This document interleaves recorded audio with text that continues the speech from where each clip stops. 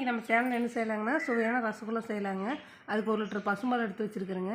1 cup சர்க்கரைங்க, ஒரு எலுமிச்சம்பழங்க, ஏலக்காய்ங்க இதுக்கு தேவையானது.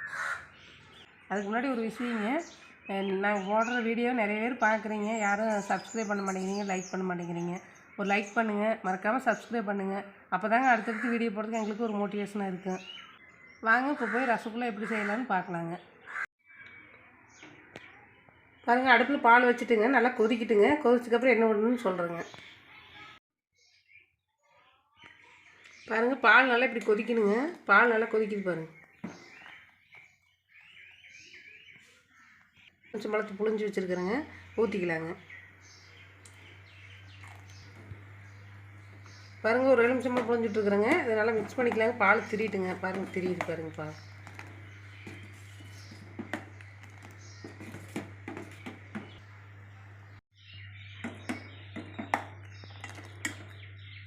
பாருங்கள், எலுமிச்சம்பழம் எதுக்கு ஊற்றுறாங்கன்னா நல்லா இந்த மாதிரி இது திரிஞ்சு போகணுங்க. நல்லா பன்னீர் அப்போ தான் நல்லா கிடைக்குங்க நம்மளுக்கு.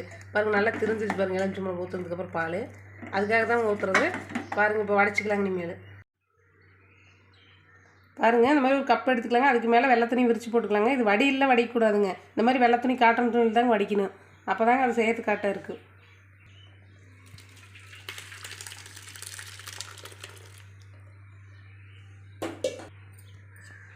பாருங்கள், நம்ம எலுமிச்சம்பழம்லாம் புழிஞ்சு போனதுனால அதனால் கொஞ்சம் புளிப்பாக இருக்குங்க. மறுபடியும் கொஞ்சம் நல்ல தண்ணி வெறும் தண்ணி ஊற்றி நல்லா அலாசி விட்டுக்கலாங்க. சுத்தமாக வடிட்டுங்க.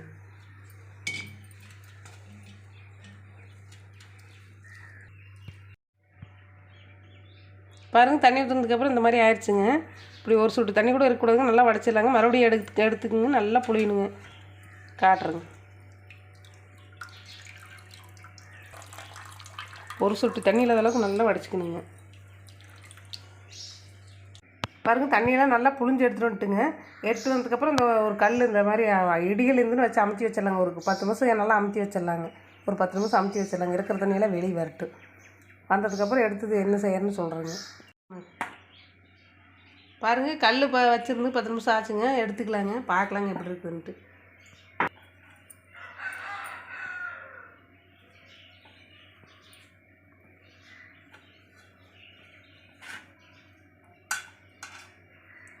ரெடி ஆயிடுச்சுங்க.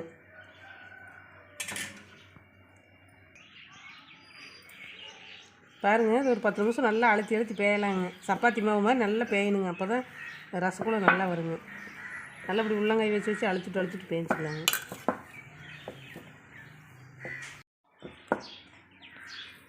பாருங்கள், இந்த அளவுக்கு பேஞ்சாச்சுங்க. இனிமேல் அப்படியே பால் மாதிரி உருட்டிக்கலாங்க. அப்புறம் சின்ன உருண்டையும் உருட்டிக்கலாங்க. பாருங்கள், இதை எடுத்து சின்ன உருண்டையும் ஊட்டிக்கலாங்க. உள்ளங்கையில் வச்சு அப்படியே சின்னதாக ஊட்டிக்கலாங்க.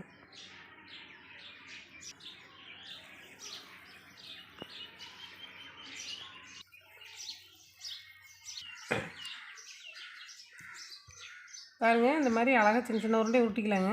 இனிமேல் போய் சக்கரை பாவில் போட்டு எடுக்கலாம் வாங்க.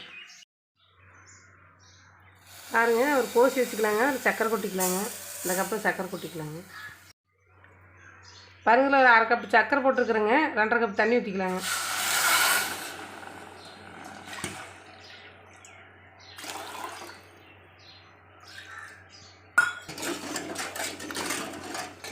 பாருங்கள், தண்ணி நல்லா கொதிக்கிட்டுங்க. சக்கரை போட்டு நல்லா தண்ணி கொதிக்கிட்டுங்க. அப்புறமா ரசகுல்லா உருண்டை போட்டுக்கலாங்க.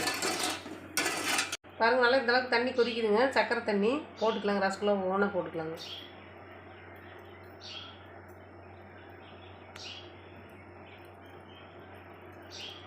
நல்லா ஒரு 10 நிமிஷம் வேகட்டுங்க.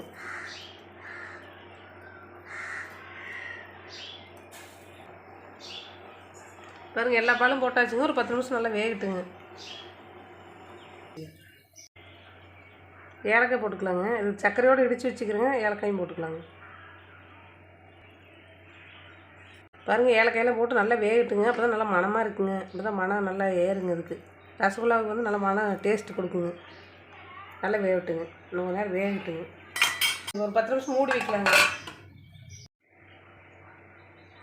பாருங்கள், மூடி வச்சுங்க. 10 நிமிஷம் ஆயிடுச்சுங்க. பார்க்கலாங்க ரசகுல்லாவை.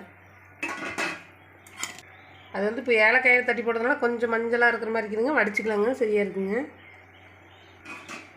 பாருங்கள், சுவையான ரசகுல்லா ரெடி ஆயிடுச்சுங்க. பாருங்கள், ரசகுல்லா ரெடி ஆயிடுச்சுங்க. பாருங்கள் எவ்வளோ பூவாட்டிருக்குன்னு பாருங்கள், உடச்சி காட்டுறோங்க.